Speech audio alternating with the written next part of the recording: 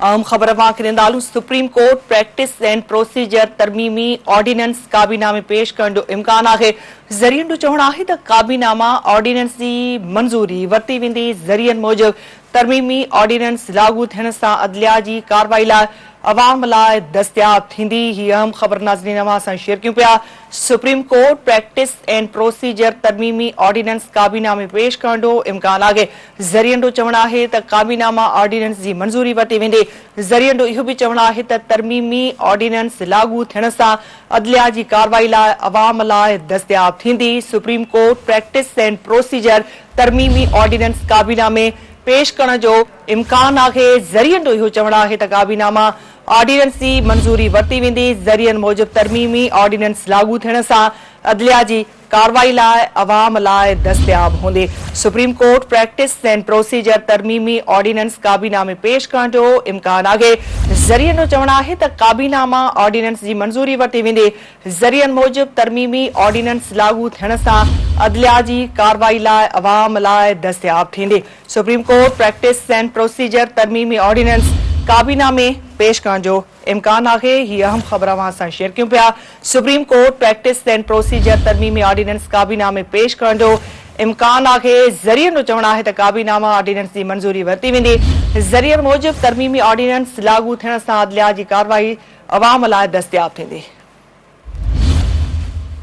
Supreme court practice and procedure तरमीमी ordinance काबीना में पेश करण जो इम्कान है। ज़रियन जो चवण है त काबीनामा ऑर्डिनेंस की मंजूरी वरती वेंदी। ज़रियन मूजिब तरमीमी ऑर्डिनेंस लागू थियण सां अदलिया की कार्रवाई अवाम लाइ दस्तियाब थींदी। वधीक अपडेट्स लाइ असां राब्तो कयो आहे इस्लामाबाद में सीनियर सहाफ़ी तज्ज़िये निगार सिद्दीक़ साजिद सां। सिद्दीक़ साहब, इस हवाले से मजीद क्या अपडेट्स हैं आपके पास? जी निदा, ये हुकूमत ने एक बड़ा फैसला किया है कि प्रैक्टिस एंड प्रोसीजर एक्ट 2023 जो कि नाफिजुल अमल है, तो उसमें बाज़ तरामीम जो है वो की जा रही हैं और इस हवाले से वफाकी काबीना की मंजूरी के बाद ऑर्डिनेंस सदर ममलिकत जारी करेंगे, जिसके तहत एक तो जो आर्टिकल 184(3) के तहत जो आज तक नोटिस लिया जाता है और उसकी प्रोसीडिंग के लिए केस की आज तक नोटिस के तहत केस की समाअत के लिए जो 3 रुकनी या 5 रुकनी बेंच बनाया जाता है, 3 रुकनी कमेटी उसका फैसला करती है।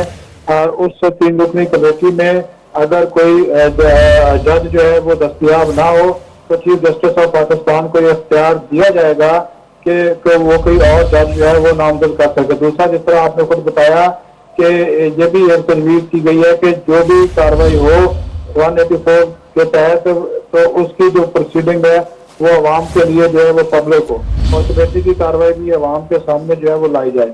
तो ये जो तमाम तर मामलात हैं इसका जो है वो तलब यही है कि अदलिया से मुतल्लिक़ जो मामलात हैं उसको ज्यादा से ज्यादा शफाफ बनाया जाए। जी, बहुत शुक्रिया सिद्दीक़ साहब अपडेट करने के लिए।